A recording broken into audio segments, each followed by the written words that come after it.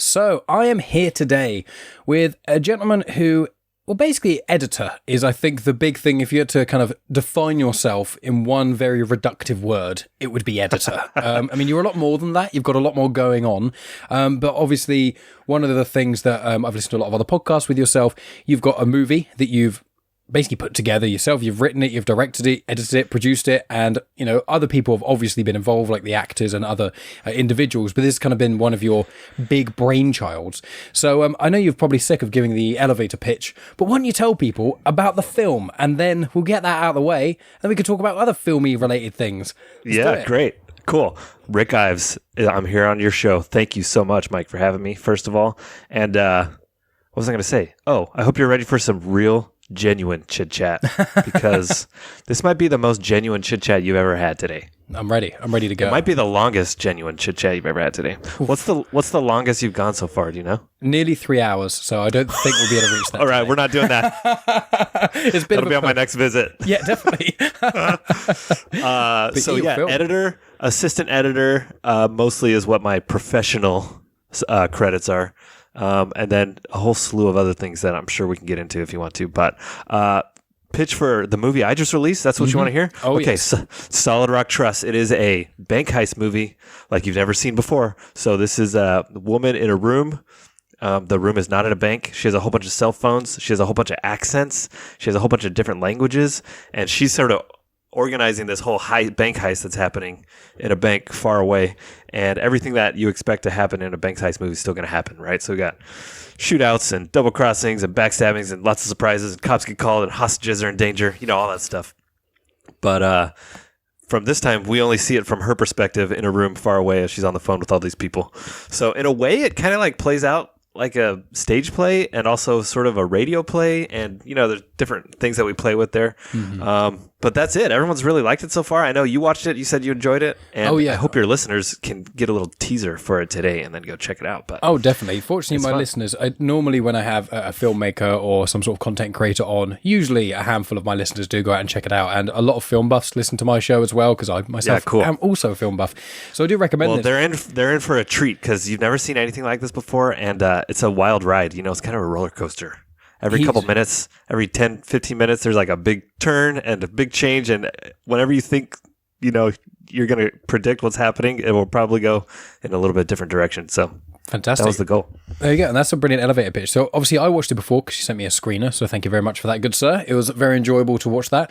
And so it's one of those films, and I won't say any spoilers or anything, because obviously a film, especially in that genre, plot is very important. Yeah.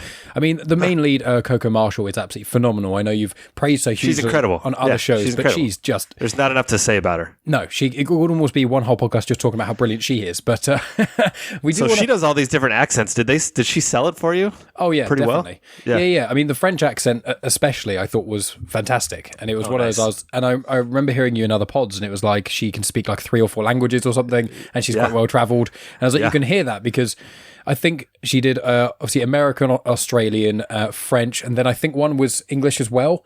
I'm pretty sure. She does like a Eastern European, and she does like a New York, and she does Albanian, a whole bunch of stuff. It's crazy. Or at least someone we say Albanian. That's a little throwback to Inside Man. Because I remember you said that you've got a lot of like references to other heist movies. Yeah, that's right. I don't really know what an Albanian accent is, but I live in Europe, and I don't know, to be honest, so could have fooled me. But it's one of those films where you've mentioned prior, where it's what you really wanted to do was focus in one area, one space. Right. And there's quite a few films of note which do that kind of thing. I know you've cited Buried before with Ryan Reynolds. The first one I think of is A Phone Booth with Colin Farrell, which is so underrated. Like, it's a really cool movie, and I'm like, when I first heard about it, I was like, what, a film where someone's in a phone booth for a movie? That's not going to get good. That's the thing about these one location movies, is you hear it and you're like, how did they do that? And that's why I watch so many of them, because whenever one comes out or one pops up on Netflix, I'm like, dang, you got me. I got to see if they pulled it off.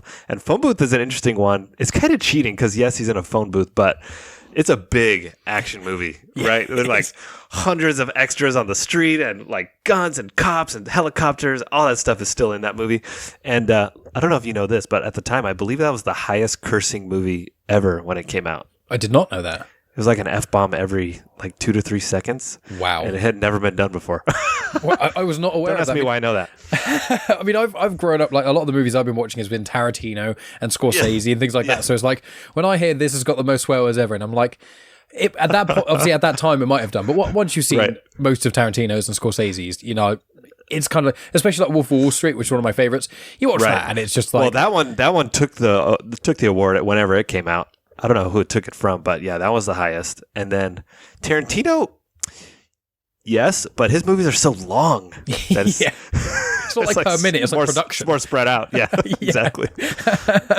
Yeah, I mean, it's one of those, because like with a film like this, and as I said, I absolutely loved it. I gave it a nice high rating on IMDb as well. Thank you. And I encourage people, you know, check this film out. I know you said, I think after sort of June, it's a bit more of a widespread release, especially for outside of the US. Yep. So it'll be on YouTube everywhere on June 1st in the whole world. So if you're listening to this after then, go check it out because you can watch it real easy. Mm-hmm. But you're in the UK. A couple other places outside the US have it on Tubi for free, like Australia and stuff like that. But so it's free there already in the US. And then you can get it on Amazon rental. There's a YouTube Play rental, Google Movies. Am I mixing those up? Google Play and YouTube Movies? I mean, I don't use it either very often, but Google Play is the app on my I don't know Android. if anyone does, to be honest. So, you know, but I'll make a note, and I'll put links in the description as well, not only to all of the stuff that you do, but also we'll find. I'll send you the link to my to our link tree. You can put that in, and that'll always be updated with where you can watch it. So. Absolutely perfect, yeah. And it's one of the movies where it's a really cool movie, and it's very tense. And, you know, a lot of the time when one watches an indie movie, especially an indie movie that's not one that's made, you know, you watch like Kevin Smith's first movie, and although that was an indie movie at the time, you know, even Star Wars is basically, it was essentially kind of like an indie director who just had some huge ideas and managed to use a lot of them to kind of make the film better and things. But it's like when you watch an indie movie, there's normally something that gives it a very strong indication it's an indie movie. You know, sometimes the editing isn't right, or the camera isn't high quality, or very good shots, or acting or dialogue. But with this one, there wasn't. And I think that a lot of that links with, obviously, yourself being behind this, as we already said, that Coco was fantastic in it, and all the other actors did a really, really good job as well, but she is definitely the star. Mm-hmm. And I think that your history in film, especially, you know, your main job, the one that the breadwinner job, is being an assistant director at Marvel Studios, and you've worked on some incredible stuff, and you're still working on some incredible stuff that you can't talk about. But do you think that that's really set the groundwork for you being able to do this? Like, I know you've worked with the production company before and helped them edit some of their own stuff, but I assume that the combination of helping them do that and you're kind of seeing, I wouldn't necessarily marvel as the pinnacle of filmmaking, but it's definitely like up there amidst. It's really the tippy top. Stuff. Yeah, it's like as far as budget goes and reach. Yeah, the weight these behind days. it. So do you think that that's really helped you as a creative being involved in all this? I know you're a lover of film since a very young age, but your day job, in air quotes, kind of helping your creative pursuits outside of that. Yeah, it certainly does. In a word, yes. You're very good to note that a lot of the indie movies, you know, fall short in a lot of ways. And these days, it's hard even to talk about an indie movie because you can have a $10 million indie movie. I mean, who is it? Who's doing a Metropolis right now? Oh, God, yeah. Oh my man, this is so. To be fair, there's always a film. I'll look it up in a sec, but there's always, like, whenever you hear the awards shows and things like that, there's always an indie movie that's got through or things like that. The Godfather, and you know, who's the director of Godfather? Oh, come on. Why am I blanking on his name right now? Coppola. Yeah. He's doing a movie out here in Georgia right now. That's a $100 million indie movie because he's funding it himself. Wow. So I think what you're talking about specifically is the micro budget movie, which is something else that I really love. Yeah, and it's tough. You know, you can make a micro budget movie and it can be huge. Blair Witch Project. Paranormal Activity, those are horror movies. Primer is one. I don't know if you've seen that. It's like a sci-fi time travel movie that won Sundance. Obviously, you cited Clerks, so you can do it. It could be done, but you have to be smart about how you're doing it. It needs to have a vibe and a tone that fits with the budget that you have. You are not going to do a $10 million action movie with $100,000. You're just not. And if you try, you can tell. Yes. So that was sort of my pitch to this company that I worked with on these. Like you said, I'd been editing with them for a while. And, you know, a lot of times you just stretch yourself too thin. You need, if you have that budget, don't try to make something more than you could make. So that was my idea from the ground up. Okay, we're not gonna have a whole bunch of locations like many people do. We're not gonna have a huge cast like many people do. We're not gonna have a ton of stunts. All the interesting stuff is just going to be on the page in the script, right? So it's going to be character development and it's going to be performance and a cool one cool location. And that's what we did, man. And I think it turns out well. I mean, maybe you could tell that it's low budget just because it's a single location. You're like, yeah, I see why they did it this way. But thank you so much for saying you couldn't really tell, because the editing is tight, the acting is there, the camera work is there. It's really well shot thanks to our director of photography. And I don't want to trick people. I don't want to trick people into thinking this is a big budget movie. But you can kind of watch it and forget, that we spent the amount of, a week of catering on one of the Marvel shows that I work on. So, yeah, anytime. The other half of your question is, did I learn anything on the big stuff? Yeah, you learn what to do and you learn what not to do. And not to say everyone's doing it wrong, but I've been on movies that did not go so well. And it's very easy to be on set and say, man, who made this decision? This is crazy. I was on a big movie once. I'm not even going to say which one it was. Big sci-fi movie. And it was not a Marvel movie. And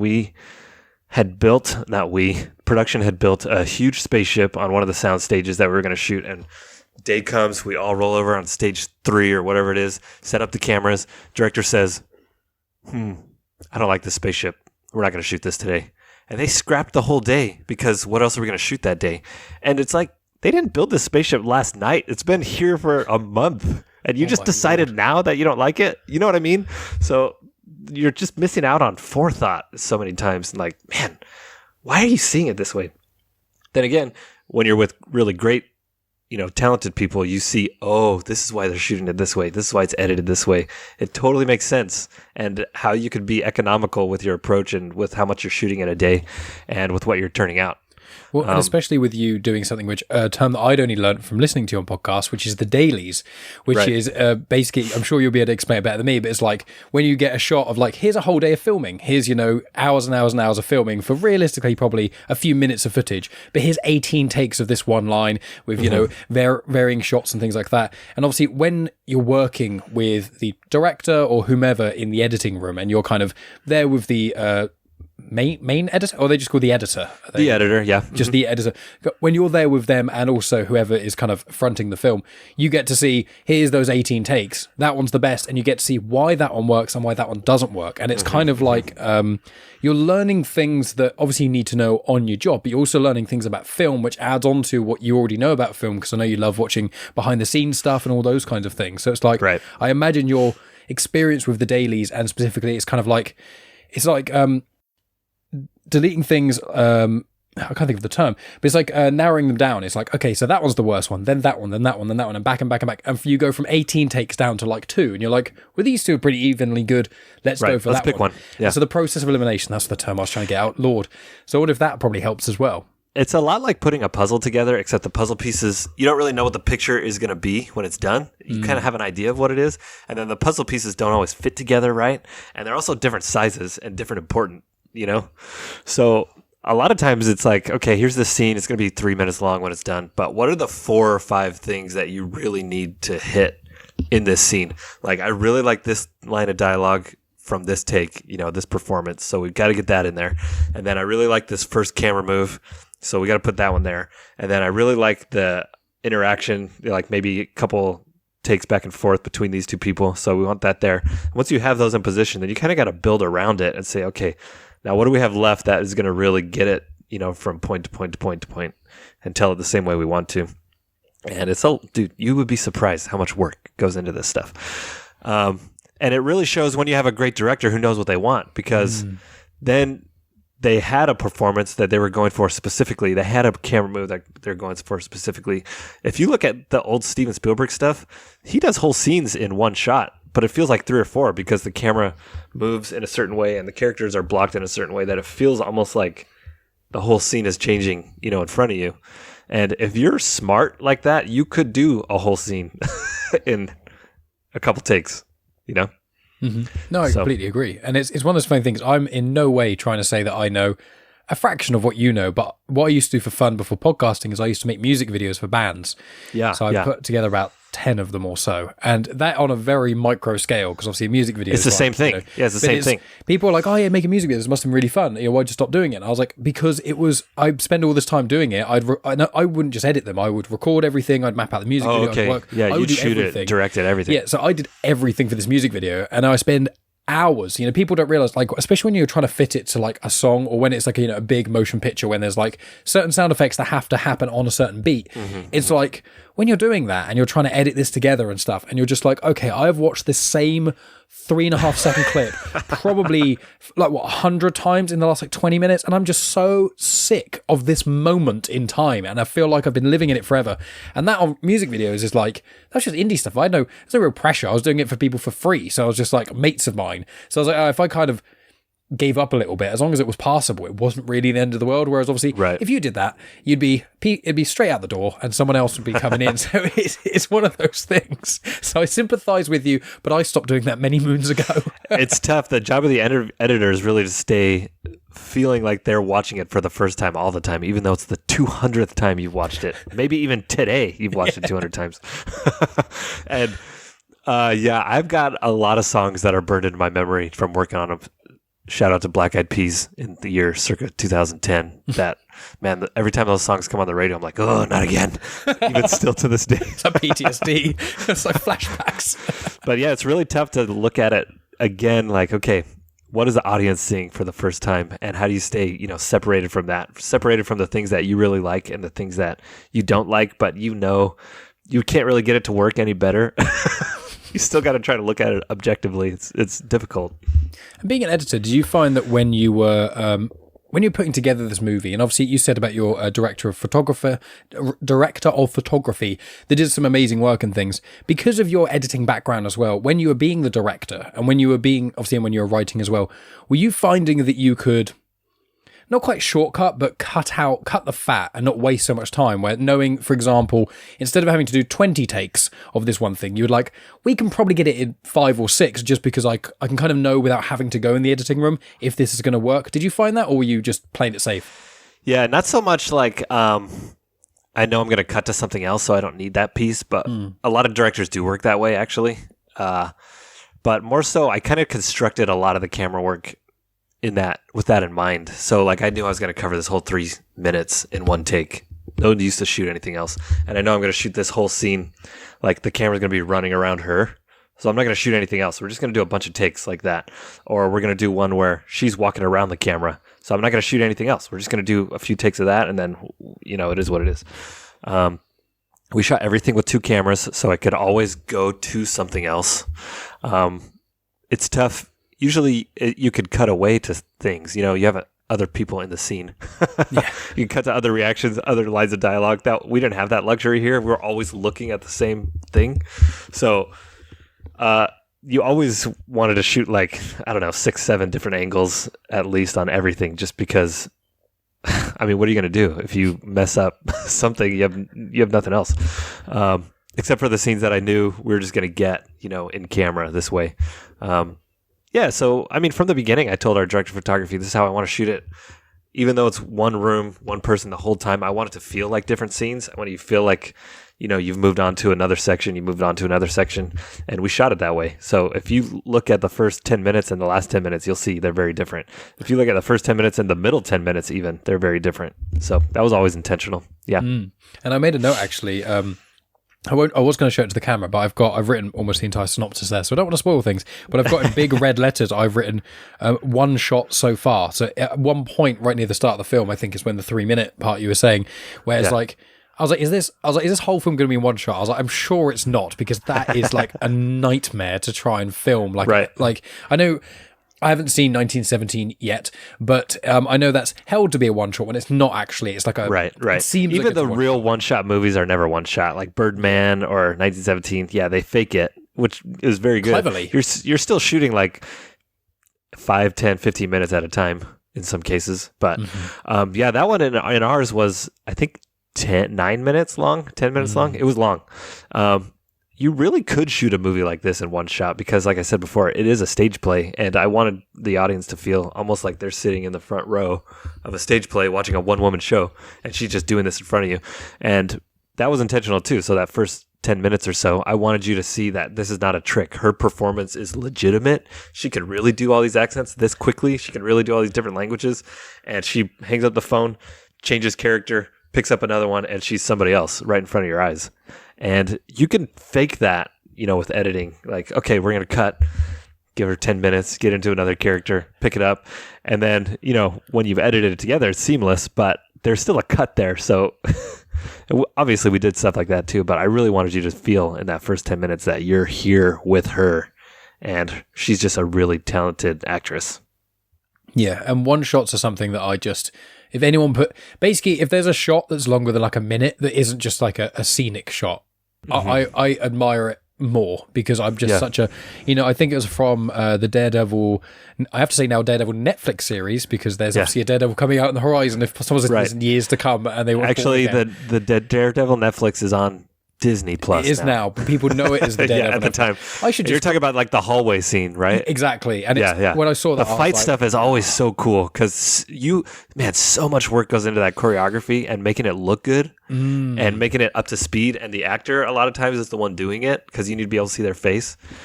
Man, it's tough. It's insane. And it's like there's lots of other films that have done sort of similar-ish things. Old Boy's got a hallway scene in it that's phenomenal. Stand out. Both of them.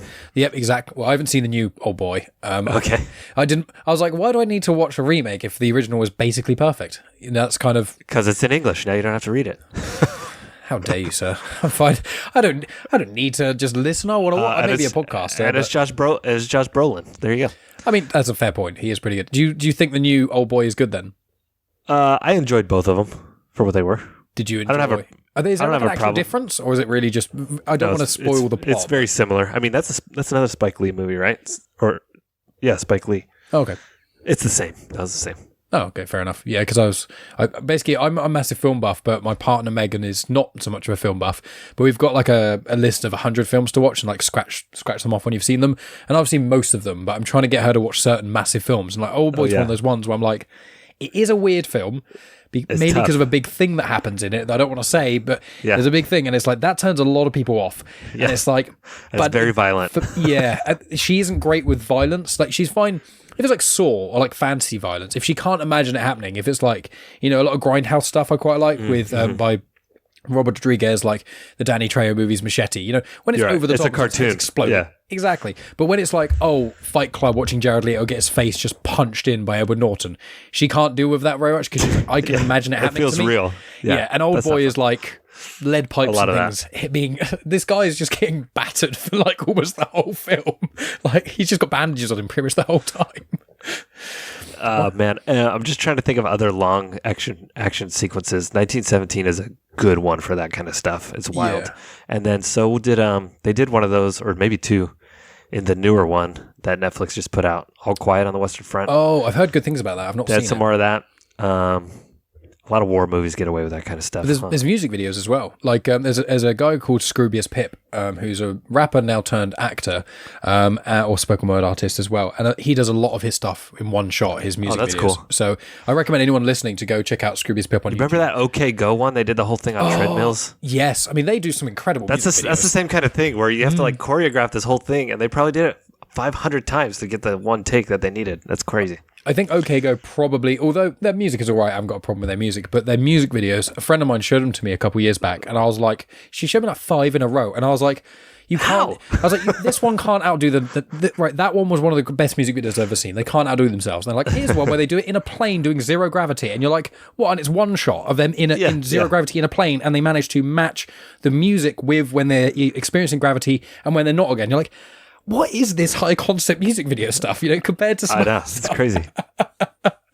Oh man, but linking back with your movie, so obviously it's a heist movie, and one thing I want to ask you about it specifically was when it came to writing it, like I would imagine there's 2 parts of the writing for this film specifically. There's probably one which was the dialogue specifically and more of the script itself, but then the actual idea of, obviously, as you said in your synopsis, that there are twists and turns and things as one would hope in a film like this. We won't say what any of them are, but when you were writing it, did you have to brainstorm things? Did you have to write like a timeline of the heist first? Then when you had that done, you then did the script around it. Like, I'm intrigued how in a film like this, how you kind of put it together. Yeah, I don't know how other people do it, but I do it where I just have the main bullet points, like, okay, twist here, twist here, twist. And I don't mean twist, but like big turn, plot turn. Every, like, it's going to happen here, then this, then this, then this. So I've got like the 6 or 7 main points out there. And then I also made a list of things that I want to see in this movie. So, like, okay, what's our movie going to be? It's a woman on a whole bunch of cell phones. What do we need to see happen in this? How about one time she's calling all the phones at the same time and no one answers? Okay, I'm going to put that on the list. How about one time all the phones are ringing for her and she can't answer? Okay, I'm going to put that one on the list. What else would happen? She has to go over. She's got a little clock on the desk. She has to reset the clock every 2 minutes and she has to hang up the phone because she can't be on the phone longer than 2 minutes. What if once or twice, ooh, she needs to be on longer than that? Okay, write that down. So I just, start putting a whole list together, things that I want to make sure I hit, and then start squeezing them in. It's almost like doing a sculpture, where like you have the big chunks, and then you're like whittle it down a little bit more, and then you just start writing dialogue, and you kind of know, what each 2 to 3 pages has to happen, and you just put dialogue in, and you kind of have characters in mind, so you know what they're going to say or not. You can hear a line of dialogue from one of our characters, Carmen, right away. That's from her because she's the one person who's like wisecracking, snappy, mean, like fast talker. And you can hear another line of dialogue like from the cop, and that's from him. So they're pretty well defined, I think. And you just start putting it in there. And every time I did a pass on the script, like, okay, what else can I crunch into this movie, because it's a tough sell to have a person talking on the phone for 90 minutes. What could I possibly throw in that would make it more interesting? And that was just always the goal, clever dialogue or references or, a big twist that we didn't see coming. If once or twice after I had the script done, I was like, oh, shoot, I got to put this in. So we have to rework, whatever was in there to make it fit until we came up with what we did. So there you go. Nice, yeah. And linking with that still with obviously the phones and things, a lot of this, one of the reasons that Coco does so well is because she's pretty much the only person you see for the entire film. Right. And so with that, with all the other voices and things, you had to make sure everyone's voice was unique, as you say, because when certain characters speak, you have to know straight away, not only is the dialogue match the character, but also, you said it, I think, in another pod, where you have to use your imagination. You have to, it's almost like a podcaster's dream in certain ways. Right, right. Whereas, like, we just listen to people's voices all the time. Or if you listen to audio dramas or things like that, audiobooks, you hear certain elements and you kind of make up the rest of the image in your mind, not dissimilar to reading a book. So with that, with the characters and the voices and things, I assume, did you record them in like a vocal booth or something completely separately? I'm interested, as much as you're willing to Ooh, no. I'll tell you all about it. That means, I know you listened to some shows beforehand. It means you didn't listen to the one where I talked about this. So this is fun, though. You'll like this. So I went back and forth on how do you shoot this, because you either have all your actors there for the whole shoot, off camera, making phone calls and acting with her, which I didn't want to have everybody there the whole time because, if you really take the characters, how many pages they each have, it's not really that many. Mm-hmm. They're just spread out. It was also during COVID, so I was trying to have a small crew. Mm-hmm. You also don't want to have a person just reading lines for her because you lose the energy and you lose the performance. Actors are really looking for somebody to bounce off of, and I wanted to make sure we had that. So what I ended up doing was going on Amazon and sending microphones to all my actors' houses, and then we did Zoom calls just like this, where we would go through a whole character, all their scenes in the movie for a day or like 2 or 3 hours. And I had Coco, our actress, and I had that actor, and we would just go through the script. Okay, your scene is this scene, this scene, this scene, this scene, and we'd do all 5 or 7, and then we'd hang up, and then the next day I would do the next character, then the next day I would do the next character. And then I went and edited all that audio, so you had an audio version of the scene with their dialogue.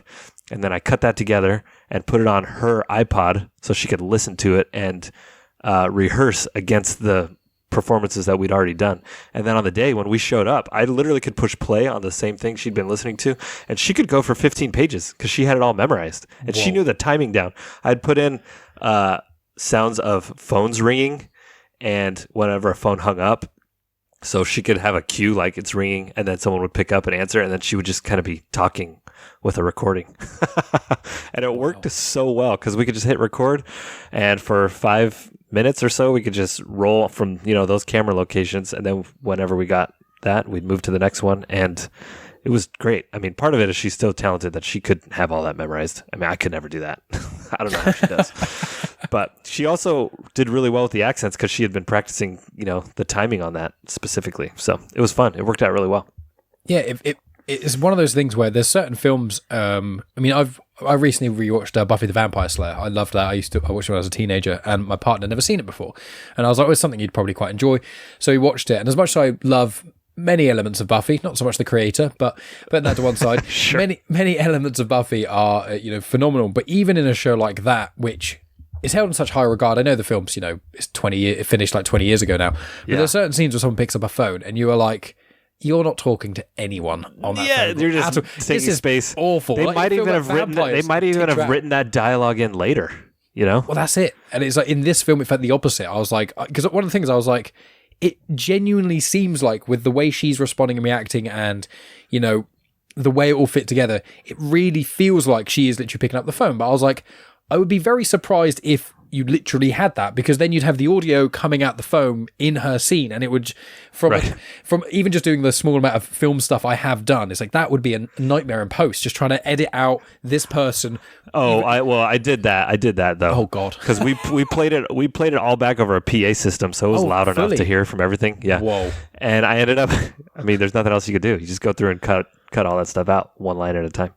That's part of the job. But it worked so well too, because even the film, the crew was into it because they could hear both sides of the conversation. And there were moments there where the camera's getting real shaky and like moving around with her.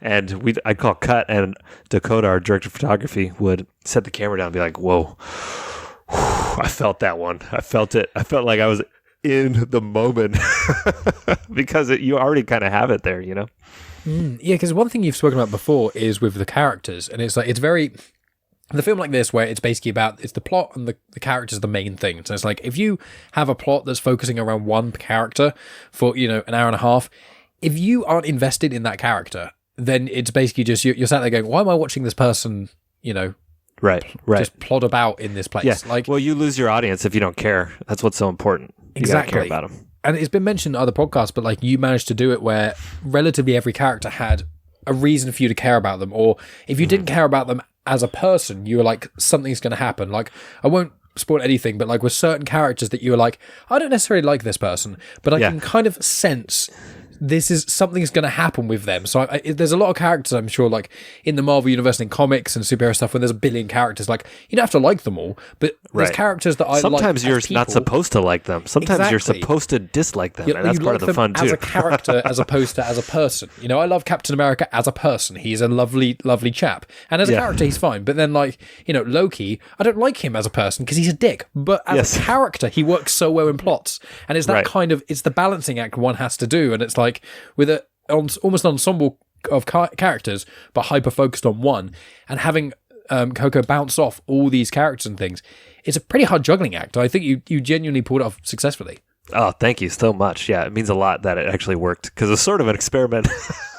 If you would care about people you've never even seen before, but I think that we did. You did 100%. It's one of those, and it's like one thing I want to ask you as well, sort of linking in, is you've said you've got other things written, you've got like other ideas and etc. Obviously, you're still on the promotion train for this, and I think you mentioned that a horror movie might be next. And horror movies, I think, are one of the unique areas of film, because I think horror, as well as sci-fi, sort of 70s and earlier, maybe, were really the spaces for experimentation in film. Not the only spaces. There's a lot of other, crazy other places, but like mainly horror. When I think of horror films, like there's so much horror that is just experimentation, and I love horror films, but I also concede that probably only 10 or 20% of horror films are actually any good. Now, I enjoy every horror film I watch, but that doesn't mean they're all good, because there's just so much of an experimentation kind of space. I wonder if you have any opinions on that. Like, with, you don't have to tell us anything about the horror film you're making, but I like the fact that with horror you can do anything in horror. Really, that's kind of the beauty of it, as long as it's freaky or scary, or in like thriller genres I also really like, which obviously this film I'd say is definitely a thriller, not a supernatural horror thriller, but it's more like a drama thriller. But I'm just intrigued by, because the way that this film Solid Rock Trust works so well is because the whole time you're feeling that tense moments, and there's these things you're like, what's going to happen? It's like a boiling pot. And horror, you need that to make a good horror film. You need suspense. So I didn't know if that kind of they have kind of mirrored, like, parallels between them. Yeah, I think I threw a lot of words. Then. I think you hit it. I think you hit it spot on. I mean, the way that you experiment is have something to experiment with, and that's what you find in genre movies, right? So certain things have to happen in a bank heist movie, because they always do. And if you're not hitting those, it's like, oh, this is just a drama about a bank. It's the same thing in a horror movie, and there's different, subgenres of horror too, but you really need to hit those tropes, because that's what people are there to see. And the fun of it is playing with those tropes, and the audience knows what it is, the filmmakers know what it is, and the filmmakers know the audience knows what it is. So you can play with what the expectation is and what's supposed to happen, but we're going to do it this way instead. That's the game, That was the game on this movie too. I don't know if you can really do that in a drama, because a drama is like, you're just here to watch the performance. Yeah, I think you're here to explore a character. So I just rewatched Everything Everywhere in the last week. I've not seen that yet. I'm the only person in the world. Mike. I know. What are you waiting for? But here's my argument for people is that I have to basically, myself and my partner, I want her to watch a million things. And so I have to trade. So it was my birthday recently, and I basically, whenever it's one of our birthdays, we just go, okay, that day you can watch whatever the hell you want, no complaints. So I was like, okay. We've got on the 100 film list, Blade Runner's on there, which I'm not the biggest fan of the original Blade Runner, but I think the sequel, 2049, is absolutely fantastic. Phenomenal. And you got to watch the first one. Exactly. So I was like, right, we'll watch the two Blade Runner movies. And basically, I had to somewhat trade. Like, Megan, she likes a lot of cool films. I've shown her things like V for Vendetta that she's loved, but then I've shown her films that I really like Watchmen, which she despises. And so there's certain films where it's just a coin flip sometimes, and it's like some films... So I'm kind of in the same boat, because my wife's not in the film industry, and she's like mediocre on movies anyways, but I was like, I tried to show her everything. I tried to show her that movie once, Everything Everywhere All at Once. I tried to show her that, and she was like, that doesn't sound interesting to me. Okay, fair enough. Then it wins the Academy Award, and I go, okay, I'm going to test this on you one more time. This won Best Picture, and it's so wacky that you might just like it. And so we sat down and watched it again, and she's much like your partner, not super into violence, not super into sci-fi. I kind of got to drag her along to that kind of stuff. And you can't even describe what genre this movie is, because it's everything. And we got here because we're talking about hitting tropes, and that movie does it incredibly, because it's kung fu, it's drama, it's sci-fi, it's comedy, it's cartoon, it's all these different things, and it knows what those things are, so it can play with those rules, and that's what makes it so fantastic, because it takes it, in a way that you never would have expected, and yet still follows those rules. That's what's so fun about it. It's definitely that, as well as the Nicolas Cage movie, The Unbearable Weight of Talent. Totally. That, like, I want. It knows what an action movie is, so it can play with that. Megan's not seen like any Nicolas Cage movies. She's not seen like Face Off, which is just a classic. In that case, you wouldn't enjoy it because you don't get it. Exactly. So I'm like, okay, well, I need to basically show her, at the very least, I think, Crouching Tiger, Hidden Dragon before we watch Everything Everywhere, just so she has a vague idea of who on earth Michelle Yeoh is. Yeah, and what a kung fu movie is. Well, yeah, basically. She's seen a couple, but it's one of those things where it's like we've been together nearly 5 years, and so it's like, obviously, Marvel and Star Wars and a lot of the big nerdy things are kind of the priority. And I was like, right, now that you're up to date with as they should be, there you go. Exactly, to support people like you. And then it's just, once we've caught up with that, it's like, right, now just a couple times a year you have to come to the cinema with me, or come to the cinema with me and keep up to date. So now we've got that going. Then during COVID lockdown, Lord of the Rings Extended Edition, it was like, we're never going to get another chance. Extended or bust. Don't even put on the theatrical ones. It doesn't matter. Not anymore, because it's like, and here's the thing, and I've got lots of films next to me because I'm in my little in my office, but this is like one of my most prized possessions, and it's extended edition of Hobbit and Lord of the Rings on Blu-ray. I didn't know they put out the extended on Blu-ray. Oh yes, and when was that? Must have been recently. Not that recently. I got them because I've tried to find it before. I never could. I can't see when. I was trying to look for the copyright because that's normally when you can tell when something's out. But these copyrights, that'll be my Christmas present to myself next year. Yeah, well, I had to get this, so it's got all the behind the scenes stuff. In fact, each film has got 4 discs.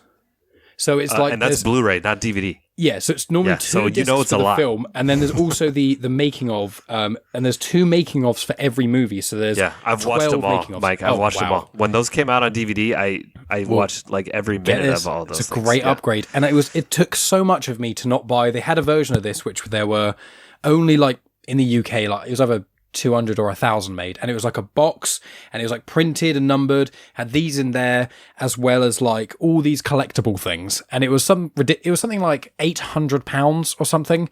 So for American listeners, it's like over $1,000, and I'm like, as I would kill for this, but I can't warrant it. This is so much money. Whereas this was about £100, I think, when it came out. By the way, for your listeners, if you want a crash course in filmmaking, watch all those Lord of the Rings behind the scenes, because they go into every aspect: cinematography, sound mixing, music, the acting, the writing, the costumes. The costumes that they did on those movies were just incredible. The set building, how they schedule all this stuff, how they do the visual effects on top of it's never ending, and that stuff is so cool.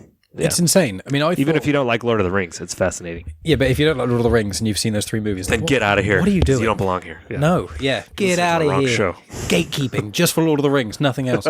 You could be any kind of Star Wars fan if you've seen one Star Wars film or all of them, but Lord of the Rings, you got to watch all 3. The main 3 Hobbit films I do enjoy, but you don't have to watch them. But I just think, where did you land on the Rings of Power? I've not watched that. Do you want to know why? Oh man, because you got too much other stuff. Well, kind of, yeah. I mean, everyone's in that kind of space, but basically, Megan does like fantasy, but she likes Lord of the Rings, and she liked the Hobbit films, but she really enjoyed the Lord of the Rings films. But we kind of said maybe we should rewatch the Lord of the Rings films, mainly because I love them. I mean, the original theatrical cut of Lord of the Rings, I've seen all those films so many times. Return of the King, I think, is arguably the greatest film ever made. And then you watch the extended edition, you're like, how did they make this film better? They did, with another hour or so of film. But it's incredible. It's crazy. Yeah. With those, when we also watched Game of Thrones and stuff, and obviously the last season of that is a bit weak. And so she had a bit of a bad taste in her mouth from Game of Thrones. But then it was my choice for what series to watch next, because we generally take it in turns. And I was like, well, it's either House of the Dragon or Lord of the Rings. And she was like, either one, I'm fine with whatever. And I was like, I just felt, I was like, let's go for House of the Dragon, because I've got friends of mine who are even bigger fans of Lord of the Rings than I am, and they said Rings of Power started off a bit slower, and I was like, okay, we'll start with House of the Dragon, see how that goes, which is phenomenal, and then the next thing on my list, I'm currently watching Sandman, and the thing after that is probably going to be Rings of Power. Okay. So all right, fair enough. It's one of those. I mean, it's also like with all the Star Wars stuff and all the Marvel stuff coming out, especially at the moment. There's Bad Batch of Mandalorian and loads of other things coming out. And Megan's things are Bake Off, it's the Great British Bake Off, and then RuPaul's Drag Race. So it's like, for me, I'm like Star Wars and Marvel are the must-watches, and for her, it's Bake Off and Drag Race. And that takes up quite a lot of our time, excluding there's the Bake Offs never end. No, they do not. And there's also Junior Bake Off and there's Stand Up to Cancer Bake Off, which we also watch all of those. But with The Lord of the Rings, the trilogy itself, I think, as much as I love Star Wars, as you can probably see from around me, and I've got Star Wars tattoos and everything. This is the Star Wars show. Well, this is not the Star Wars show. It's linking with my other Star Wars show. But like, I love Star Wars more than most things and most people, to be honest with you. But not you, Rick. But the thing is as much as I love the original trilogy, I think that the best trilogy of films that exists is the Lord of the Rings trilogy. And I don't... Yeah. As much as I love what, the Star Wars films did for both sci-fi and for fantasy, because they are basically space fantasy films, what they did, and George Lucas especially, and all the other individuals who are involved in that, it was incredible, phenomenon, and it changed cinema. Lord of the Rings is just elevated, and it changed cinema as well, Lord of the Rings, but it elevated it in such a way, it was like, we're doing an 18-month like in New Zealand filming with these people. You just have to commit basically a year and a half of your life plus any press we do afterwards. So it's like 2 to 3 years of your life on these films.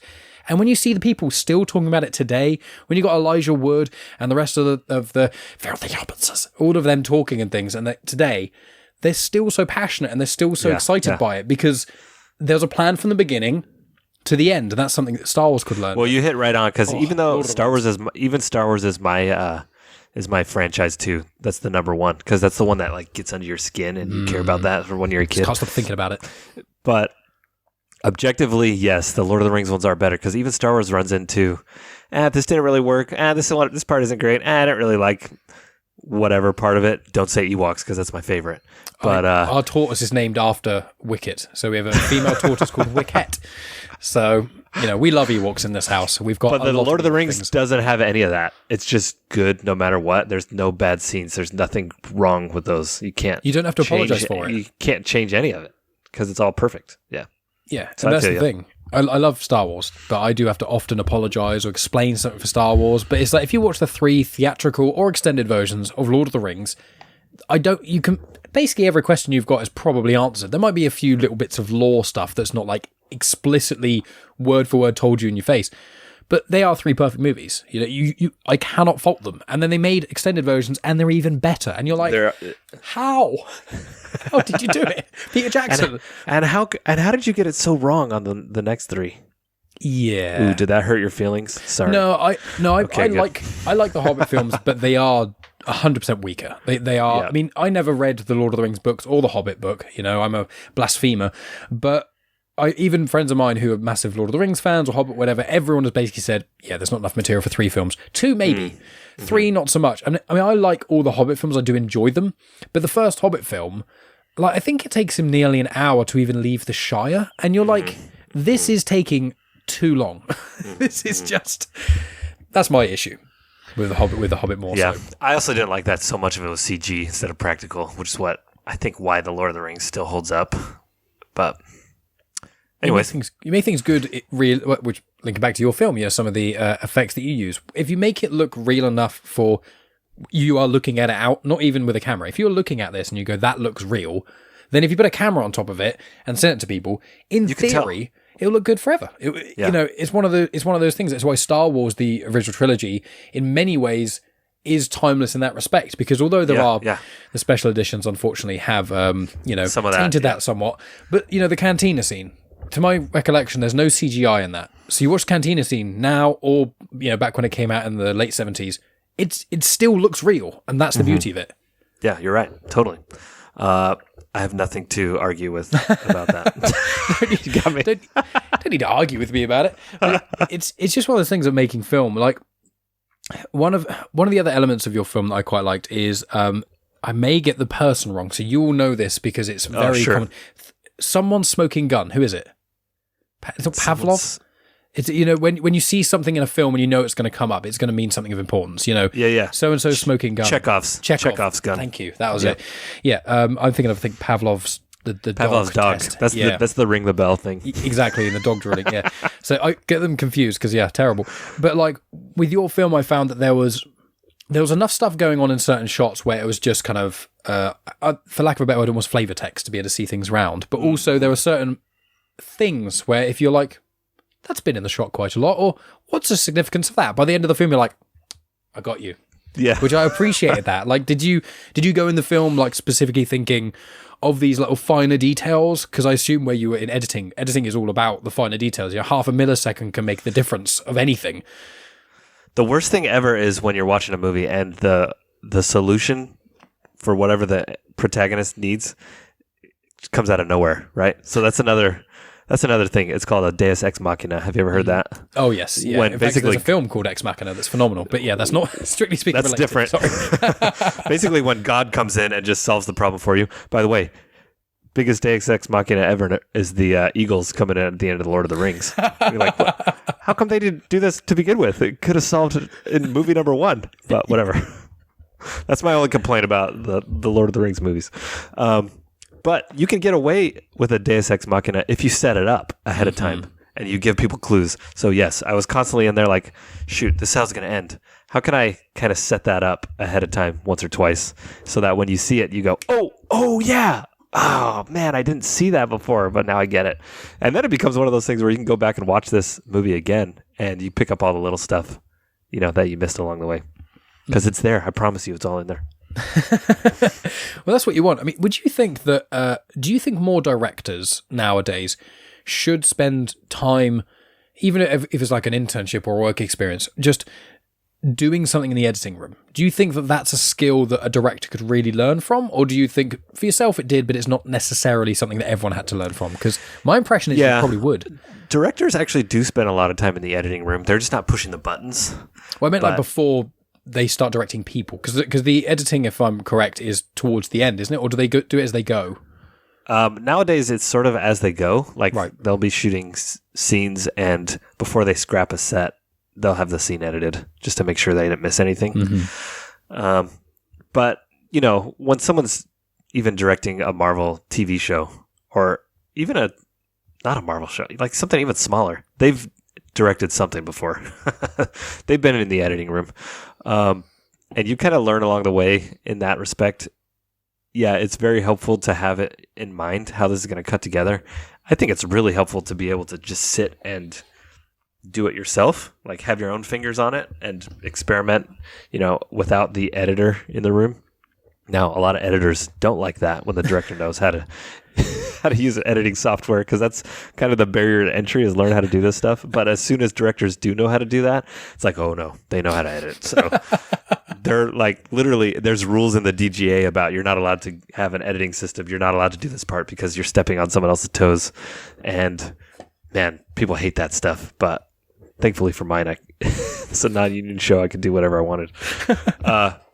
But yeah, it really does teach you. And in fact, kind of the same thing happened for me when I started writing screenplays. I did it because I wanted to be a better editor, because I thought if you could understand this craft more, you would understand how to do yours better. You know, I think that goes case for all the aspects of filmmaking, even like down to costumes or hair. You know, like why do they do their job the way they do it?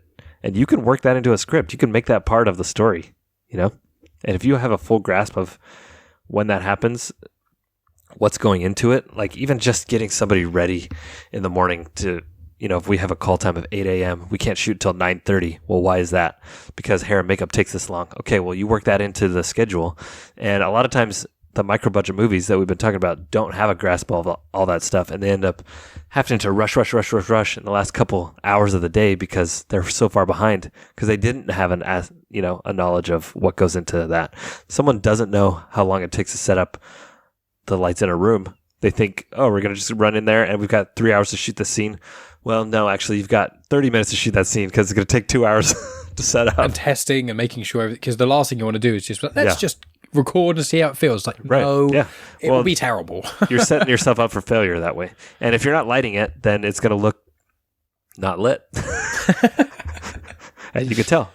You know, it takes down the production quality that way. So, well, that's another thing with indie movies. That's or lower budget movies, which is the problem. But it's even like, especially nowadays, when I see big budget films and they do have like things you mentioned earlier, which is like just a plot. If you come out of a movie and you can figure out how to undo a plot hole in one sentence straight after watching the movie, then why didn't you do that? Well, yeah, and there's a lot of films do that. You know, as much as I love Star Wars, there are a few of those in there, more so than newer stuff. But you know, I do enjoy all Star Wars. But one thing I did like, and I won't say what it is because it's a spoiler, but there's a moment nearer the end of the film where someone is saying, why don't you just do this? Why don't you just do that? And it's like another character saying, because this, because you can't, because this, because you can't do this, because this thing won't work. If you try and do this, this will happen. And it's like, when that scene, especially, I was like, oh, this guy's thought about it. This guy, good. He knows. He's basically almost gone. I don't know if you actually did this, but it's almost like you wrote the premise of the script, and you're like, right, if I was a really harsh critic, how would I pick this apart? I did do this. I did do that. Nice. I'm like, brilliant. Man, okay, what are the plot holes I'm not seeing? And I believe that there's still one in there that I never quite solved. I can't even remember what it is anymore, but even on the day I was shooting, I was like, man, I don't know a way around this. I just got to go. I just got to shoot it as it is. Hopefully nobody notices. Oh, man. So it happens. Yeah. Well, you can't make a perfect movie. You know, it's hard to do. I mean, speaking of sort of some of your favorite movies and things, do you think as being a film buff, do you think there is a perfect movie? Yes. It's called Back to the Future #1. I mean, to be fair, that is a damn good movie. Let's be honest. And talk about setup and payoff. That whole movie is setup and payoff. Like every shot is telling you something that's going to happen later, and it's just so good. It's one of those films that you watch when you're younger because it's it says it's over here like it's a PG, it's suitable for relatively everyone, and then they say shit about 5 times. And you're like, which before PG-13. Yeah, exactly. So it's like, well, it's definitely not like over there you've got R rated, but over here it's 15 or 18. So it's like it's U for everyone, then PG and 12, which PG-13 is the same thing, 15, 18. So it's like, well, it's definitely not a 15. So it's similar like Ghostbusters. Megan had not seen Ghostbusters, and we watched it. Like, wow, this is rated PG. Huh. Yeah, and it was like they say shit like 7 or 8 times. And there's like some really sexual innuendo in that movie that I watched. I remember watching that as a kid, and my mom was like, I don't remember all this stuff being in here. And I showed it to Megan. She was like, afterwards, she was like, because she hadn't seen it, she knew what Ghostbusters was, but she was like, they swore loads, but she hasn't got an issue with swearing. But when we watch films at a PG, they're kind of thing, films that we think, when we have kids, we'll be able to show them, and it's like, okay, no, not those. You got to know, you can't watch Goonies with the little kids. You got to wait till they're like, that's a PG-13 movie, even though it's rated PG. Well, it's like with Ghostbusters, there's a bit where Sigourney Weaver's sort of possessed, and she's like, I want you inside of me. And it was like, fucking hell. I know. This is like a PG. I remember like watching this as a kid, but clearly just... Yeah, the funny thing is all that stuff just goes right over your head. You have no idea until you're older. And there's films I haven't seen for like 15, 20 years, and I'm like, I remember this being really good, and I'm watching it, I'm like... So I watched, there's a film, it's only 12 years old, and it's called Drive with Ryan Gosling. Oh yeah, and it's Ryan Reynolds. So good. Gosling, yeah. Yeah, it's so good. I love that movie, and I showed it to Megan, and she was like, yeah, it was cool. Her catchphrase is, yeah, it was all right, because she doesn't love the, like, when I see amazing cinematography and phenomenal sound design and all that stuff, I'm like, oh man, this film's so well made. She's like, well, it's well made, but it doesn't make it a good film. And I'm like, right, I know what you're saying, but most of the time it does make it better. But a film like Drive is so well shot. But the reason I mention it is because I only watched it when it came out, so I think I saw it at the cinema, and I was like, "Oh man, it's such a cool film. You're gonna probably really enjoy it. It's on our film list anyway, so gotta watch that." And then I was like, something really violent scene happens in it. I was like, "Okay, that's the violent scene." In the elevator. Well, the elevator is a bit I forgot completely. I remember the shotgun scene, and I was like, "There we go, that's the violent scene. That's what made it in 18." And then there's the curb stomping in the elevator, and I was like, I completely forgot about this. And then there's another scene where someone's just getting beaten to a pulp, and Megan was like, you didn't tell me this film was so violent. And I was like, I remembered the shotgun scene. I forgot the curb stomping scene. I would have warned you to look away. I'm so sorry. So funny. I mean, but Back to the Future is a near perfect film. It is. There's a lot of films which, especially in sort of the 80s and to some degree the 90s, which come out, and like the original Jurassic Park. Classic, how do you so good. That? You can't. No, and I know that they've been trying, and they haven't. Although I would say Jurassic World is brilliant. I was so surprised at how much I enjoyed that. I did like Jurassic World a lot. I like all the Jurassic Park movies, even the bad ones, because dude, it's dinosaurs. Come on, it's cool. You're not gonna like this. But it still gets to the point where you're like, okay, dinosaurs fighting. I still like that, but it's not like watching the first Jurassic Park. The sense of awe and wonder that comes with it. Yeah. I feel like it's funny because the Jurassic Park movies, like you, I enjoy all of them, and in fact, controversially, I enjoy Jurassic Park 3 more than Jurassic Park 2. Oh yeah, okay, I could see that. Yeah, mainly because Jurassic Park 2, I think the last half hour is so bad it ruins the entire film. They're in Los Angeles or San Diego, right? Wherever it is, it's some American city that's really built up, and you've got a dinosaur walking that is so loud. Everything is shaking, but no one is looking outside. And he's walking down a suburban area, and you've got this however many ton dinosaur. Everything is shaking and crunching, and just, light or two bombs on. A dog barks and gets eaten, and you're like, right, there are people who are so nosy who live near me. A car alarm goes off, and everyone's like, what's going on? Is that my car? If you heard something stomping around, JP3 really got back to the suspense of Jurassic Park. It was and it was scary. Yeah. Yeah, there's the weird dream bit that everyone's like, the dream bit shit. It's like, right, where it's amazing. Talking. I forgot about that. Yeah, and it's like, but the stuff like in the fog and like the pterodactyl comes out of the fog. Yes. And so many great stuff in there. I completely agree. And linking in with Solid Rock Trust, what would you give that if it was rated? Because like, obviously, from my recollection, there's not a huge amount of swearing or violence and those sorts of things. But obviously, I wrote it to be like a soft PG-13 movie, almost PG. That's kind of what I thought. Ironically, Tubi rated it TVMA, and I even went to them and I was like, this is not TVMA. I made this to be PG-13, and it's probably a PG. They're not going to change it. I'm so upset about that. Like, what goes into this? How did you decide? Because there's nothing in here that isn't in a PG movie from the 80s, but... What are you going to do? I wanted it to reach a wider audience, you know? I feel like this was safe for young teens even, you know? Well, yeah, I when I saw it, I thought 12A. That was just my first thought. I was like, mature themes, so you probably wouldn't want anyone who's like younger than a sort of young teenager. You wouldn't really want them necessarily watching it, but they could. I mean, I watched, Predator and Alien and all that sort of stuff when I was, like 8 or 9. If you've got, you're not going to see anything in there that scars you. No, exactly. I mean, to be fair, like Jurassic Park, we were talking about. I remember when I first saw Jurassic Park when I was super young. Like, I remember having nightmares. Yeah, it's freaking they scary. go get literally bitten. There's like legs are flailing out, and he's screaming, and you're like, "Oh yeah, this is just a kid's film." Don't they throw him up in the air and shoot him again in that first one? Oh yeah, or was that the second one? I mean, stuff like that. Yeah. They do kind of merge into one. But I was thinking 12, if only for the slight amount of blood in there. I thought maybe kind of 12, if you could. But I was like, when you said MA, I was like, the problem is because me and Megan were talking about it as well, linking him back with Drive. Oh, did Megan watch this movie? She did not, I'm afraid. Oh, okay. If she, I would have. Let me know when Megan watches it because I want to talk to her. Okay, I will. When you next come on the show, we'll have Megan here. She can just give you the review of that. But it's the reason I mention it is because with Drive, Drive is an 18, and so.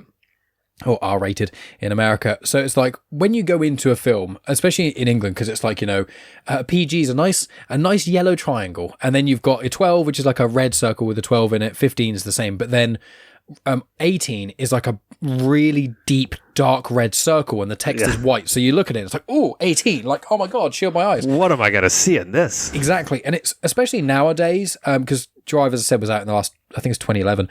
So when you see a modern 18, because like Aliens is an 18, Predator's an 18. And I think The Crow is an 18 as well. And it's like all these films. It wouldn't be rated that anymore. No, it just costs more money to re-rate it than, unless there's like the 40th anniversary edition 4K released on Blu-ray. Sometimes they tweak it a little bit. But like when you see a film that's an 18, it's like, okay, now because it's so hard to actually get a film to an 18, there has to be something horrendous. Apart from like sexual violence, it's basically sexual violence, torture, and normally injecting drugs or swearing constantly. They're pretty much the only ways you can get it. So when Megan was going into watching Drive, she was like, this is an 18, what's going to happen? And there was a lot of swearing. She was like, oh, it's just the swearing. And then the curb stomping, and she was like, oh, shit. But with your film, it was like, if it was, I feel like if that is listed or would be rated as an MA or R rating or even an 18, I'd be like, I would almost... Why? Well, I feel like it would not ruin the film, but it would ruin expectation. Because if you go into a heist film sort of thing and it's an 18, you're like, oh, there's going to be one brutal scene. Like a director I love, Danny Boyle. Right. Arguably my favourite director. Him from probably David Fincher. And Wes Anderson as well. I love loads of directors. But like with Danny Boyle, like one of the things with him is Trainspotting is probably my favourite movie ever. There's a lot of horrendous scenes in Trainspotting, and you're like... Drug stuff. Well, drug stuff and also the baby thing. And it's like, that is hard to watch. Yeah, and every Danny Boyle film, like Slumdog Millionaire, that's not an 18, that's a 15, but there's a scene where you see the kids get their eyes burnt when they're being beggars and things. So there's normally a hard to watch scene in a Danny Boyle movie. So when I go into Danny Boyle films or when I go into certain films that are 18s, when it starts, either from the get-go, like with a Scorsese film, they say, fuck every 5 seconds. Clearly that's why it's like this. But when there's a film that there isn't something obvious, like Drive to maybe to a degree, but it was like, where's the big scene coming? And I feel like with your film, it would almost take away from it because the whole thing is this big journey, but there's not like a massive brutal scene that you're waiting for. So I feel like that rating would kind of spoil that somewhat. I hope it doesn't, but you know what? There's nothing I can do about it. Sorry, I'm just going off on this one whole thing that is actually unchangeable from you. I wish there were, and I tried to, but yeah, I don't want people to think that they can't watch this because it's TVMA, and I don't want people to watch it, geared up for something intense, and then they're like, yeah, that was kind of soft. I think it's intense, just not bloody and brutal. Right. It's not. It wasn't supposed to be. Well, yeah, and you've done a very good job there because it is. I just wanted it to be suspense and surprises, not like, oh, can't look at this. So, and out of interest, like I know you've said prior that COVID obviously delayed things as it's delayed everything on this world. But how long have you had this kind of in the bank? How long have you had this actually sort of either as an ethereal idea or actually written? Like how 10 years. I had a short written. I can never get it shorter than like 25 pages, which is way too long for a short, anyone will tell you. And eventually I just said, you know what, this is a feature. I'm going to just make this as a feature. And I pitched it to that company. And then, we were going to shoot it, and then COVID delayed us for a year, and then we did shoot it, and then we shot it in 2021, and it's here, we're almost 2 years later, and it's just barely available. So it takes a long time to make a feature, man, and release it. Oh, yeah. Well, some of the stuff that you're working on, obviously you can't speak about, is years ahead in the future. You know, people don't realize, and even where you're kind of, when you step in, it's more sort of mid-production or sometimes post-production. It's like, right. There's still, people don't really understand it when it comes to music videos as much smaller scale from what I'm experienced in, or movies and things. People think, oh yeah, you make a film in like a year or so. It's like, no. It's more like a 3-year cycle, because you spend a year like prepping and writing, and then 6 months shooting it, and then a year to 18 months doing visual effects, and then ramping up to release, for the last 6 months. Mm-hmm. It's a long time. Well, especially when it is an independent or sort of lower budget movie, when you don't have, the weight of Disney marketing behind you. Yeah, the resources. I know you said, like, one of the things I find personally about podcasting is I love the conversations like this, and I'm fine reaching out to guests and trying to organize things and making notes. But the one thing I cannot stand, and I'm very vocal about this, even though I try my best to be good on it, is social media. I try and make sure I post at least 2 or 3 times a week, because it's one for my Star Wars show, one for this show, and one for normally I'm doing something else. And I try to also put things in there that aren't just about my podcast to a degree as well. But I'm like, when it's all this podcast stuff, I'm like, okay, now I have to spend a while writing writing the notes for the social media posting, and then making a promo image and blah, blah, blah, blah. So I'm like, with so much extra work. Yeah. You doing podcasts like this, I'm sure, is enjoyable. But like, are you finding that the hardest part about being an independent filmmaker is having to do all of the production and the marketing and stuff? Yeah, and I think social media is probably the thing that I like the least as well, because I don't like getting ads to me anyways. Yeah. Now to be the person who's doing that, like, poking people. Really hate this. But you got to do it. I really like the podcast stuff anyways, because it's fun to meet new people and chat about it. Genuine chit-chat about it, as it were. Oh. But yeah, I mean, I've never done the marketing side of it before, and it's been kind of an education. So hopefully in the next one I get a little more figured out. Now I know what to do. Plus I already met you, so. Oh, thank you, sir. Would you with your next film, let's just say, for argument's sake, because things could change, but let's say your next film is the horror film that you've got in mind. Would you do the same amount of things you've done this time, editing, producing, directing, writing, or would you want to wind back on that, or go in more for others? I think I'm gonna probably do the same thing. You like probably the control? Yeah, I do. I really do. It's easier to hand stuff off, but everything costs money. And when you're trying to do something for cheap and not make very much back, then you got to figure out ways to cut corners. So luckily I can write and I can edit and I can do a lot of the post-production. So that's our movie costs a certain amount, and it probably would have cost twice as much if I'd hired all the people to do what I did. So it's just business. That's what people say here as well, podcasting. Like, I've had people ask me, and they go, oh, do you edit your own podcast? Like, yes, I do. I do this. Course. I make very little money on this, and make money is more of like just Patreons give me money for bonus content, which I'm very thankful for. But like, that just goes straight back into the podcast. I've got a visitor. Hey, can you step back out? You're gonna have to edit that piece out. I will. Don't you worry. The door's locked. That's fine. Fortunately, in the camera, I only saw a yellow sleeve. Oh, that's fine. So didn't see the face of I assume your child, but it's. I won't be keeping that in. Don't worry. And this random little fluff as well. I'll probably cut it out as well. That's more just because you thought it was boring, or no. So it's been tough. What were you asking? If I would do it all the same? Yeah, it's just a business, and you got to cut corners where you can, and that's it, man. Hopefully, because you can't keep doing it unless it's making enough money back to pay for itself. And you find the same thing. It would be great to hire somebody to do your editing and do your social media, but then you would be in negative dollars, and that doesn't work either. It's all the stuff that takes the most amount of time and is generally the most boring. I think if I made my own film, I think I would probably want to do the editing elements of things once again, because I can do editing. I've done it with video editing software and stuff. So, and I would want it. When I do, because I do every single thing for my entire podcast, so I'm like, I can do everything how I want to do it, and I like that degree of control.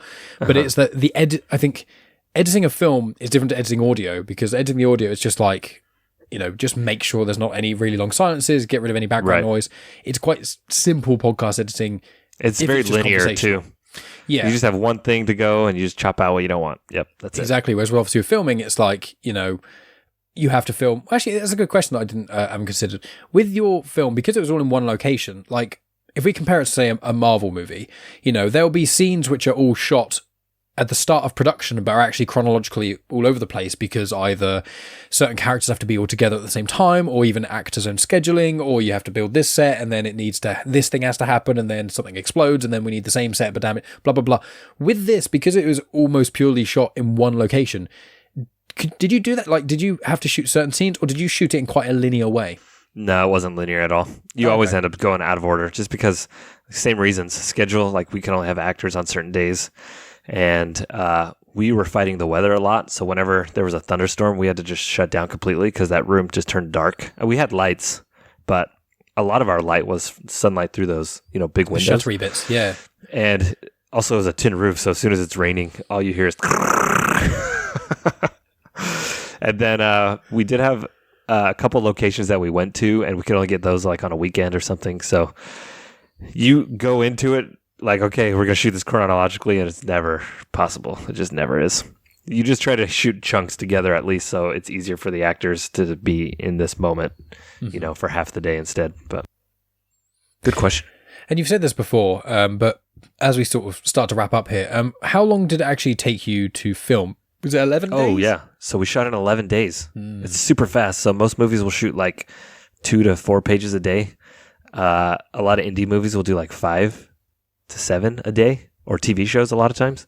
But there were days we did, like our biggest day was 20 pages, which is crazy. Wow. And that, honestly, that was like some of our best stuff on the 20-page day because she was just so drained emotionally. And that's the stuff like later in the movie when the character is drained emotionally. So it kind of worked out. And she was cursing me at the end of those days, like, you're going to add 3 pages to today? Are you kidding me? But it worked because she's just like, so spent. Anyways, so yeah, we shot really fast, and part of it was cheating because we didn't have company moves. We didn't have characters to block. It was just her getting through lines of dialogue. You know, there's a movie like Locke. Have you seen that one? That's Tom Hardy. That's a single location movie. He's in a car the whole time talking on the phone. And I know the way they shot that was they shot the whole script every day for like 3 weeks. Oh my God. That's all they did. They just went through the whole script. And then the next day they did it again. The next day they did it again. And each time was just different camera angles. So at the end of the day, they had, what? If you shoot 15 days times 4 camera angles, then you've got, you know, basically 60 things to cut to. Editing that would be a nightmare. Yeah, and I did not want to do that. It is so much footage. And if money is no worry, then you can do it that way. And if you have your actors for that long, then it's fine. But man, it's got to be boring to do it that way. It's got to be so boring. But that's a stage play, you know. That's what actors do on stage. They do it 5 times a night for week after week after week after week. I have often thought like that. I've never been that musically gifted. I did a bit of keyboard and stuff in school. My brother and my dad are both very musically gifted and things in bands and all that kind of jazz. But with myself, I thought about it, and there's a point in my teen years where friends of mine, they had a band going, and they're like, oh, do you want to learn bass to try, because we need a bassist and stuff. And I was like, I thought about it, and then I was like, the end goal here is that we become famous in this band, yeah, which is playing the same songs at the point in the evening, which I'm most active, is like I'm a night owl, so it's like, so I have to give up all my evenings to basically be in this band, to play the same handful of songs for, if it goes well, 1.5 to 2 years around the world. More like the rest of your life, Mike. Well, if you're big, wonder, then that's, well, even people who are not, like, I still go see bands and I love all their music, but they're still playing the same 25. You normally get like a 5 or 10% tweak. It's normally like the same core, and then it's like, we've got a new album out. We'll play 2 songs from that one. Because that's what most people are showing up to hear, you know? Exactly. And yeah, it's tough, man. That's the job. You just got to love your music, and you got to know it's a performance that you're going to do for the audience, and that's what you're there for, man. That's what's going to make you the money, and this is what you love to do, isn't it? Isn't this what you love to do? Now you get to do it until you can't do it anymore. And then you take a break, and then you come back and do an anniversary tour. Yeah. But that's why I think about one-hit wonders. Like, there's lots of bands I like, you know. There's bands who have more certain songs that are a lot more popular that they would pretty much always play. But you think like Smash Mouth, like no one is going to go see Smash Mouth and not hit All Star. So they have to play. It's just like Wheatus or every Teenage single Dirtbag time. And if they're smart, they put it towards the end so that nobody leaves early. Normally the encore is usually so. It's like if you watch a band like Wheatus or anyone like that who've just got the one big, like, they've still got fans who like their other music, but one song that is so colossally popular that everyone basically in the world knows that one track. And if that's on your first album and you're a band that's been going for 30 years, I'm like, no matter how much you love that song, could you imagine playing the same song almost every day of your life? Like, I get sick of songs. I like myself hearing them. I'm like, I've listened to that too much. I think it happens more often than you are aware, because even the bands that have a ton of popular songs are still playing the 3 that were from their very first album. You know? Yeah. That's what got their fans in the first place. So yeah. And that's what's it's one of those fun things. Maybe you then forever you'll no matter how big you get as a filmmaker, people will still be asking you questions about being an assistant editor at the Marvel Studios. Yeah, they might. And you know what? Yeah. If that's my cross to bear, so be it. Because at a certain point, it's like, yeah, but this is really what I love to do, and I guess I would keep talking about it for 30 years. As you should. Hopefully, people are still asking me about Solid Rock Trust 30 years from now. That would be great. I think that's great.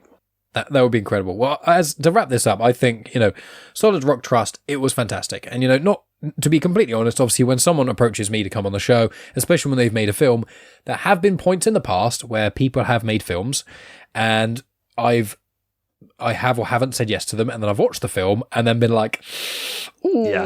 And I want to be honest. The show's all about being honest. I want to be honest, but I don't want to just go over there and just shit on someone's work, especially if they're really proud of it. But especially in person. Ooh, that's hard.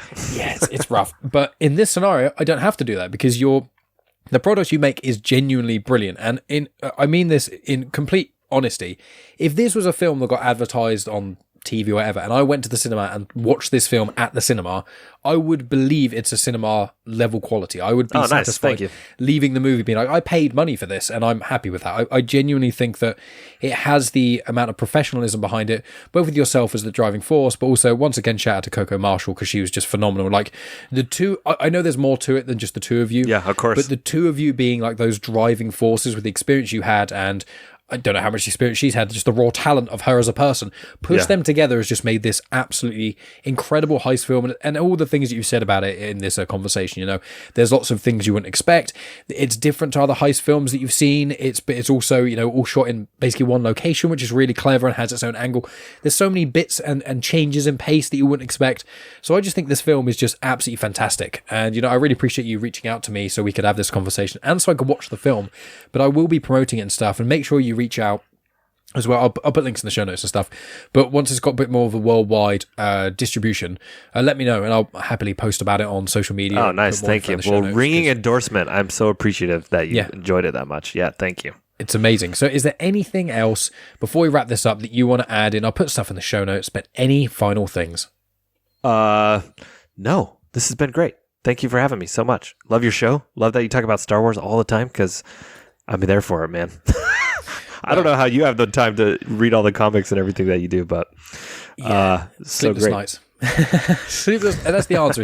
As I just, anytime lunch breaks at work, when I'm doing my day job, or Megan is a bit of she's an early riser, so she goes to bed at like 10, and I don't get tired until like midnight. So I've got this nice little 2-hour sweet spot. Couple hours. That's when I do it. Great. Well, thanks again for having me on. This has been a blast, and hopefully I can be back in a while with another one to talk to you about. That'll be fun. The door is always open, good sir. So this is where I'll stop recording, but just thanks once again. Yeah, thank you. And that's the end of the podcast. Thank you so much for tuning in. As always, my friends, make sure you check out the details in the description, especially the Linktree link for Flashbulb Films, because from there you'll find everything to do with this movie. There's the trailer for Solid Rock Trust. There's all kinds of other bits and pieces of where you can watch it. So please make sure you check that out so you can support Rick's creative endeavor. Now, if you enjoyed this conversation, you may want to go over to youtube.com/genuine chit-chat and go over to my movie/gaming related chats, because there's a huge amount of conversations I've had about movies because I'm a massive film buff. So in there's conversations I've had with friends of mine just about movies that I enjoy. I've spoken with loads of other filmmakers and things, including our friend BZ, who does the intro and outro for Genuine Chit-Chat. His very smooth voice you can normally hear.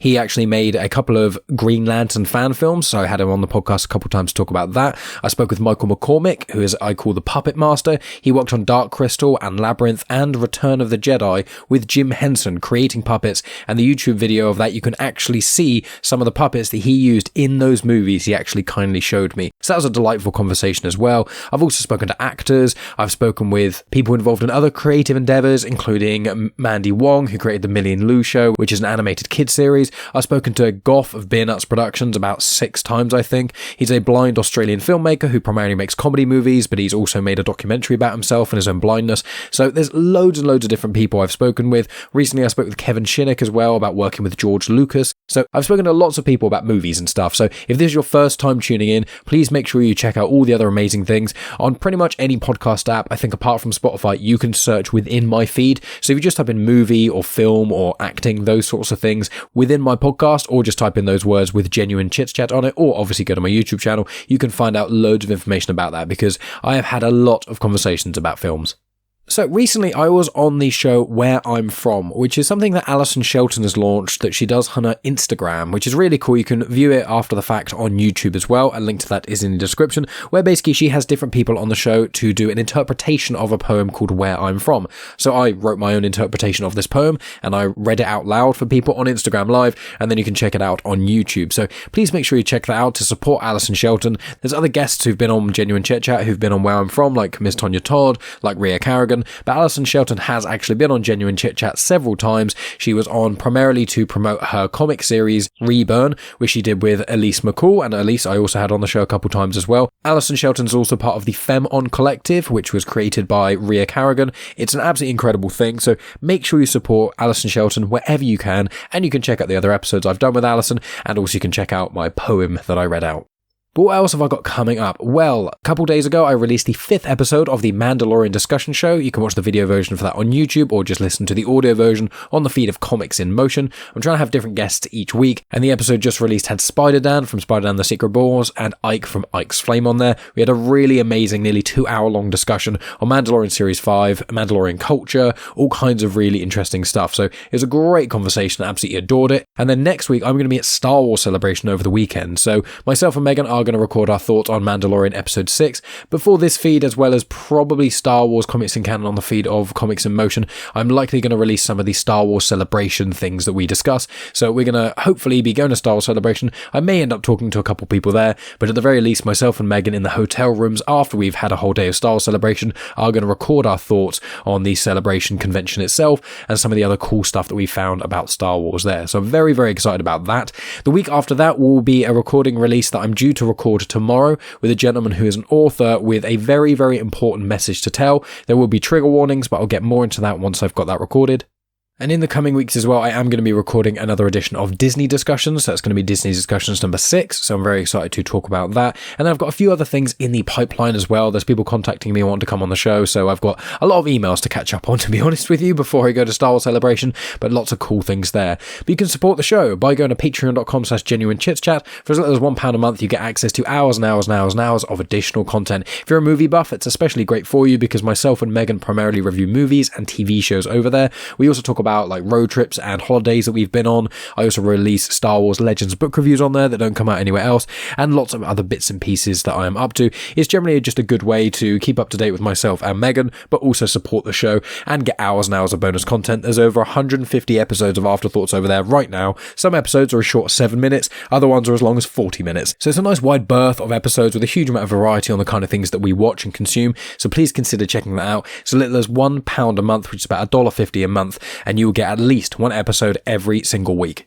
If you want to support the show in a way that isn't financially, there's loads of great ways you can do that. You can leave a rating on Spotify, you can leave reviews on Apple Podcasts or Good Pods or any other podcast app that has that facility to do so. You can share on social media, you can tell your friends about it, you can subscribe to the YouTube channel. So there's loads of ways to support me. If you are listening this far into the podcast, I would hugely appreciate it because I know reviews and ratings are a bit of a pain, but if you do it, it just helps the show out massively. So if you could do that and you are listening and you enjoyed this conversation, it would mean the absolute world to me. If you want to keep up to date with myself, you can follow me on social media at Genuine Chit-Chat on Instagram, Twitter, and on Facebook. But you can also sign up to the Pop Culture Collective weekly newsletter. So I'm a contributor for that, as are many members of the Comics in Motion family. And essentially, it's just a weekly newsletter to tell people what's going on. So on there, I normally give a little bit of information on the episode of Genuine Chit-Chat that gets released, the episode of Star Wars Comics in Canon, if I'm doing any other things like the weekly discussion Mandalorian episodes, and other bits and pieces like that. So you can keep up to date with myself and loads of other incredible creators, some of which have been on Genuine Chit-Chat without having to follow all of us on social media and keep up with all those sorts of things. So I think that is pretty much everything I want to talk about in this little outro thing. So just thank you so much for listening. As always, my friends, I appreciate each and every one of you listening all the way up to the very end of this. Please make sure you go and support Rick Ives and his amazing movie, Solid Rock Trust. I really, really recommend people go and check that film out. It was great to watch. Really, really enjoyed that. And yeah, just as always, my friends, thank you so much for listening. I'll talk to you next week with some Star Wars Celebration coverage. And then the week after that, we'll be back to the usual programming. And so, my friends, I'll speak to you then.